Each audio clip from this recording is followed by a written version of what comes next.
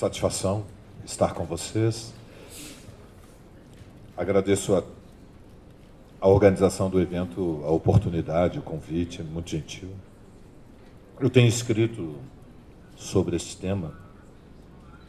Vou apresentar duas grandes ideias.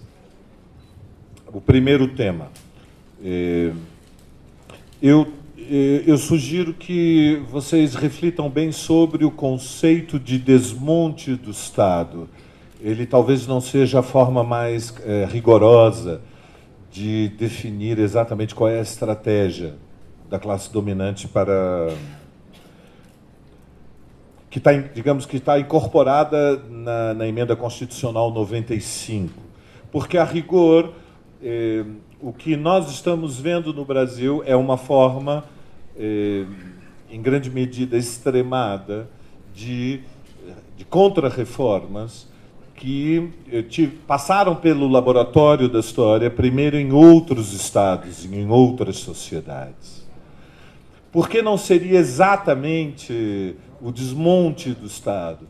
Porque, a rigor, é uma mudança no lugar que o Estado tem dentro da vida econômica e social. Observem, o orçamento público, em vários dos principais estados do centro do capitalismo, tem aumentado as verbas disponíveis para forças armadas, para polícia, para agências de controle. O que nós estamos assistindo, e a partir do centro, a partir da Alemanha, a partir da Holanda, a partir do Reino Unido, da França, e de maneira muito mais acentuada nos países do Mediterrâneo, na Grécia, no Estado espanhol, em Portugal, foi, sobretudo depois do impacto da crise de 2008, uma reestruturação dos serviços públicos do Estado. E, portanto, há mais Estado na segurança, há mais Estado nos bancos centrais, há mais Estados na polícia, nas agências reguladoras, há menos Estado na educação pública, menos Estado na previdência social, menos Estado nos transportes públicos. Portanto, o que muda é o regime político, a forma institucional que o Estado tem. O que atinge também o funcionalismo público. Em geral, o funcionalismo público, em particular o funcionalismo federal, ele se sente constrangido porque as condições das suas carreiras e os seus salários são mais elevados do que os salários que prevalecem no setor privado da economia. Isto atinge todo o funcionalismo, mas em particular o funcionalismo federal. E não se conhece, o próprio funcionalismo não conhece a história deste processo.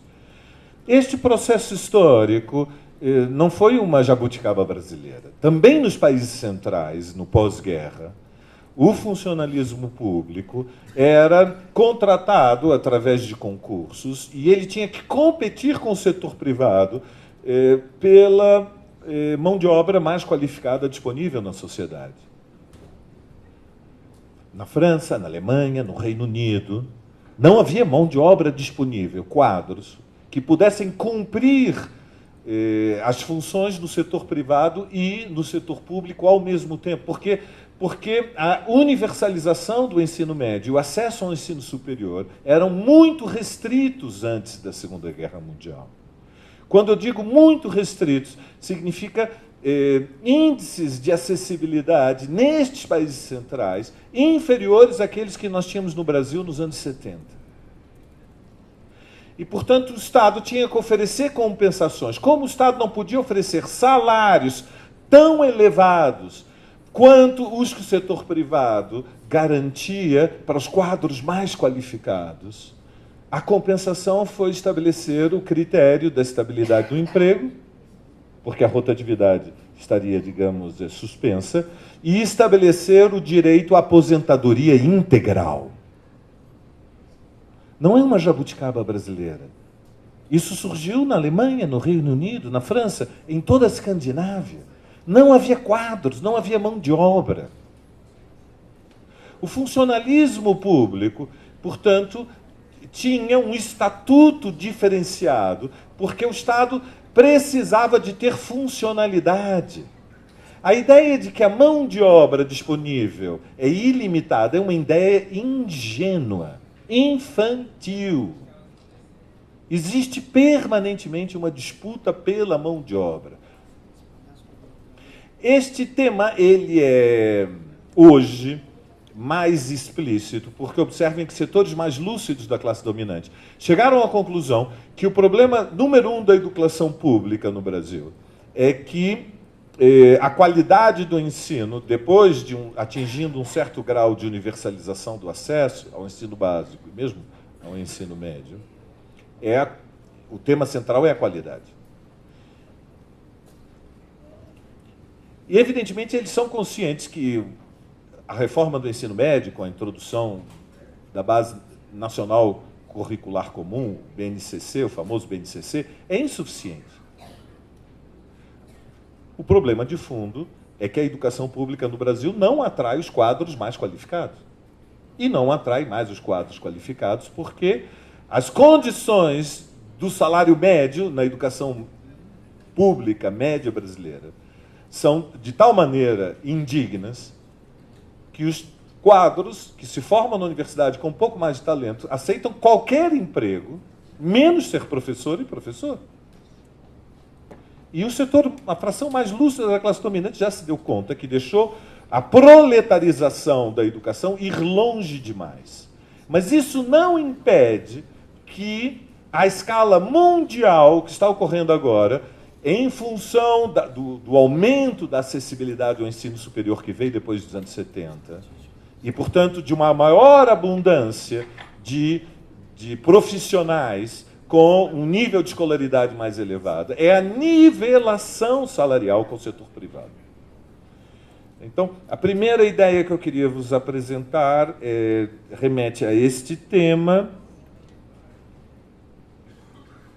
Não é só no Brasil, é nos países centrais, não é a rigor menos Estado, é uma mudança do lugar que o Estado, que as instituições do Estado, das relações que as instituições do Estado têm com a sociedade.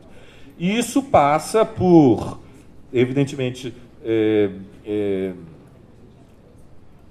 pela precarização da educação pública, pela precarização da saúde pública, pela precarização dos transportes públicos, em grande medida com um avanço do setor privado sobre estes setores, e passa pela, não é um exagero, não quero ofender os vossos ouvidos, mas passa pela proletarização do funcionalismo público. Passa pela nivelação dos salários do funcionalismo com o do setor privado. Esta tendência ficou muito acentuada depois da crise de 2008 em toda a Europa Ocidental. E, portanto, a ilusão de que nesta etapa histórica o Brasil, na contramão da evolução histórica do capitalismo, nós nos elevaríamos a níveis de serviços públicos que foram conquistados há 2 gerações atrás nos países centrais, é um pouco ilusória, é um pouco ingênua. Isto não é possível sem grandes conflitos sociais. O que está ocorrendo é exatamente a tendência histórica inversa. A Europa, neste terreno, está se latino-americanizando. E nós estamos nos asiatizando. E, portanto, há um movimento histórico, se nós pensarmos numa longa duração, dos últimos 80 anos, há um movimento histórico que é de decadência dos serviços públicos que o Estado pode oferecer. Isso, evidentemente, corresponde a uma situação mundial. Por que foi possível, no pós-guerra, tantas conquistas na Europa Ocidental? Se não havia acessibilidade universal, como foi possível que a Alemanha passasse, antes da guerra, de 5% da população em idade escolar tendo acesso à universidade para acima de 75% no intervalo de menos de 30 anos? Isso foi possível, esse nível de concessão. Universidade acessível, saúde pública universal, transportes públicos subsidiados pelo Estado. Isto foi possível porque havia medo da revolução. Porque existia uma revolução no século XX. E o pós-guerra existia perigo de revolução nos países centrais. Quando acaba a Segunda Guerra Mundial, observem, havia um problema dramático. A classe dominante francesa tinha colaborado com os nazistas e boa parte da classe trabalhadora estava armada. Por que os trabalhadores deveriam aceitar as ordens dos seus patrões nas empresas, se eles tinham sido colaboradores com o invasor alemão? A classe dominante, os capitalistas italianos, tinham colaborado não só com o nazismo, tinham aceitado a presença do exército nazista dentro da Itália. Boa parte da classe trabalhadora italiana estava armada. Por que eles deveriam aceitar ordens dos líderes empresariais que tinham colaborado com os nazistas? Se estes líderes empresariais estavam completamente desmoralizados e eles tinham as armas nas mãos, foi feita uma enorme negociação em que as organizações dos trabalhadores, seus sindicatos, seus partidos, pactuaram o que passou para a história como Estado de Bem-Estar Social. Mas o Estado de Bem-Estar Social foi arrancado da classe dominante. Foi uma conquista histórica, foi uma reforma extraordinária do capitalismo. Mas ela só foi possível porque havia medo real do capitalismo desmoronar. Medo real de que novas revoluções, como a Revolução Russa, poderiam acontecer. Quando perguntaram a De Gaulle, por que você constituiu um governo e aceitou a presença de um partido comunista no governo, quando a posição de Washington, de Truman é que era proibida a presença de partidos comunistas no governo? E De Gaulle respondeu: quando a Alemanha invadiu a França, o empresariado francês tinha que escolher entre a pátria e a propriedade. Eles escolheram a propriedade. Os comunistas escolheram a pátria. Não se pode governar sem os comunistas. Eu não estou oferecendo muito aos comunistas. Eles estão me oferecendo muito. Eles estão aceitando a reconstrução capitalista da França. Eu estou oferecendo escola pública e saúde universal. Está barato. Porque podia dar revolução. Essa foi a resposta de Gaulle ao New York Times. Não há perigo de revolução no momento histórico que nós vivemos, porque houve restauração capitalista. Por que os capitalistas aceitariam reformas progressivas no Brasil, quando as reformas conquistadas pela geração anterior na Europa estão sendo destruídas? Vejam, este é o primeiro alerta, porque quem não sabe contra quem luta não pode vencer. Nós não vamos encontrar frações da classe dominante brasileira dispostas a aumentar a esfera, a escala e a qualidade e a potência dos serviços públicos. Não há nenhuma fração da classe dominante neste momento no Brasil que faz alguma aposta semelhante a esta. A classe dominante brasileira está unificada, passa ao segundo tema desta exposição. Qual é o projeto da classe dominante? A brasileira. Eles têm um plano. O plano, apesar de tantas candidaturas diferentes, né, de tantos tons diferentes de Temer, como brincou o Guilherme, o plano é que é necessário reduzir o tamanho do Estado. A fórmula que encanta, seduz a Avenida Paulista e a Faria Lima é que o Estado, tal como ele, o regime político que surge a partir da Constituição de 88, criou um Estado que tem despesas demais e é preciso encolher o tamanho do Estado. Mas vejam, este é o vocabulário deles, na verdade, não é o tamanho do Estado. Nós estamos assimilando um vocabulário que é o vocabulário do nosso inimigo. O que está encolhendo não é o tamanho do Estado, não são as verbas para as Forças Armadas. A ABIN não teve redução de orçamento. O que está se discutindo é o tamanho da despesa das políticas públicas, dos serviços do Estado. É isto que está sendo disputado. Do ponto de vista da Faria Lima, a Previdência tem coberturas demais.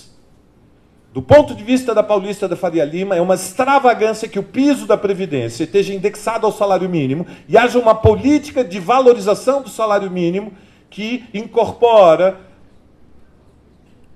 a reposição da inflação mais o crescimento dos anos anteriores. Eles são contra isso. Querem desindexar. Do ponto de vista da Faria Lima, o orçamento para a educação é grande demais, para a saúde é grande demais. Não se trata de ter mais verbas para a educação, mais verbas para a saúde. Se trata de, com as verbas disponíveis, reequacionar as despesas. Por isso foi aprovada a emenda constitucional 95. Isso é o que eles chamam de política de Estado. Não importa qual será o resultado das eleições de outubro.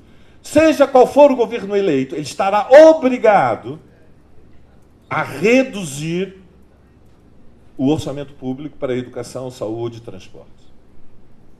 Portanto, há uma blindagem dos interesses da classe dominante para proteger o que é o seu objetivo estratégico, que é a redução da proporção dívida-PIB. Que, como sabem, está em torno de 75%, e eles aprovaram um plano que tem como estratégia, tal como foi votada a emenda constitucional 95, chegar a 2022 com superávit primário e com redução para um teto de 60% da dívida pública em relação. E estão dizendo para a sociedade, vejam como nós pressionamos o Congresso a ser gentil e suave, porque foi gradual o ajuste. Mas agora os seus candidatos nas eleições estão dizendo outra coisa. O Bolsonaro diz que quer atingir o objetivo de 2022 em um ano.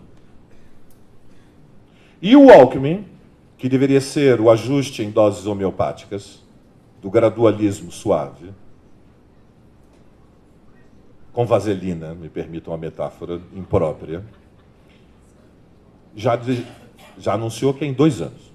É gradual, mas não é até 2022. O Congresso foi imprudente. Tem que atingir o objetivo da redução da proporção de dívida pública de maneira cirúrgica. E vai ter hemorragia, inexoravelmente. Há um plano por trás disso? Ou é simplesmente uma perversidade? Há um plano estratégico. Quem não sabe contra quem luta não pode vencer. Há um plano. O plano é que a compensação virá pelo crescimento econômico, e o crescimento econômico só é possível se existir investimento externo. Os mais veteranos já ouviram esse discurso ideológico nos anos 90, porque, evidentemente, o governo Fernando Henrique dedicou 8 anos a nos torturar mentalmente, anunciando que um dia ia chover dólares. Ia ser uma coisa linda quando chovesse dólares. Ia ser uma experiência quase erótica, né? O dia que chovesse dólares no Brasil. Esse plano ele está sustentado na ideia de que, diante do conflito dos Estados Unidos com a China, se abriu uma janela de oportunidade histórica e que o capitalismo brasileiro poderia ser beneficiado, e a taxa de investimento externo, chamado IED, o investimento externo direto, poderia pular de 60 bilhões para mais de 100 bilhões nos próximos anos. O que significaria que a taxa de investimento, que o ano passado esteve mais ou menos, em cálculo divulgado recentemente, em torno de 16%, ele poderia subir para 20%, que garantiria uma rolagem da economia em torno de 3% ao ano. E a compensação viria pelo crescimento. Evidentemente, há 2 obstáculos tremendos para que este plano seja política e socialmente viável. Primeiro, é preciso que o investimento externo venha. Há muitos contrafatores. O primeiro é que a política do governo norte-americano e do Banco Central Europeu também, para ser mais preciso, dos 2 bancos centrais, porque agora o Trump resolveu brigar com o Fed, então há uma tensão entre o governo Trump e o Banco Central norte-americano, mas a política que prevalece no Fed, no Federal Reserve, que é o Banco Central norte-americano, é de elevar a taxa média de juros. O que, evidentemente, funciona como um aspirador da poupança mundial, o que dificultaria o aumento significativo do investimento externo direto. O segundo obstáculo, evidentemente, é a resistência e a luta do povo brasileiro,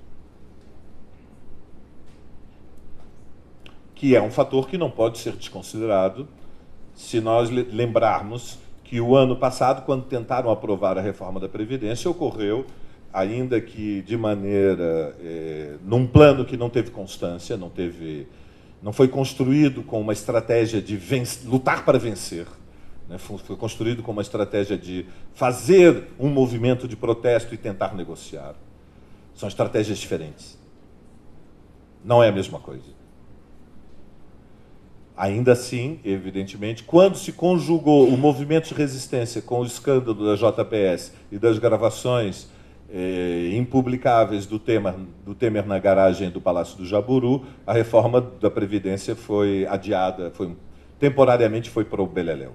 Eu tenho que encerrar e quero fazer uma última observação.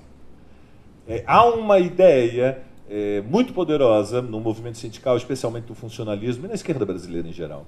É a ideia de que, diante desta realidade, a única alternativa seria pensar a defesa de um projeto político de regulação estatal da economia que faça uma aposta no desenvolvimento, contando fundamentalmente com a poupança interna, com o papel do Estado como investidor e com a vitaminização, ou se quisermos, a dinamização do crédito e do consumo através da expansão do endividamento.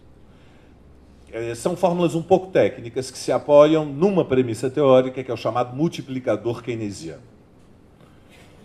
E o multiplicador keynesiano é uma premissa que teve muita influência, é uma premissa teórica, um postulado teórico, teve muita influência no século passado, foi a política dominante do pós-guerra, tanto nos Estados Unidos quanto na Europa Ocidental, e trabalhava com a ideia de que a dívida pública não é um problema, é uma solução.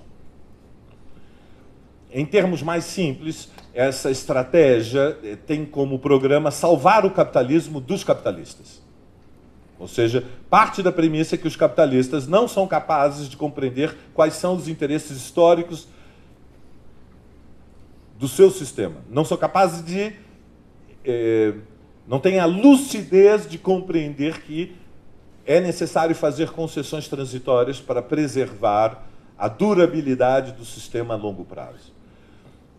Veja, esta estratégia, ela foi usada no pós-guerra diante do perigo da revolução, como eu me referi anteriormente, e ela poderia ter alguma sustentação se houvesse algum setor da Avenida Paulista e da Faria Lima, da classe dominante brasileira, que estivesse de acordo com ela. Trago verdade, como dizem nas redes sociais. Não há. Não há. Não há nenhuma fração importante da classe dominante que faça a aposta de que a saída para a crise mais grave que nós tivemos nos últimos 50 anos, que são estes 4 anos últimos de estagnação da economia, passa por uma vitalização do mercado interno, com o Estado cumprindo um papel de expansão do crédito e do consumo. Há candidatos, mas não há nenhuma fração importante da classe dominante por trás deles. É bom saber contra quem lutamos. Muito obrigado.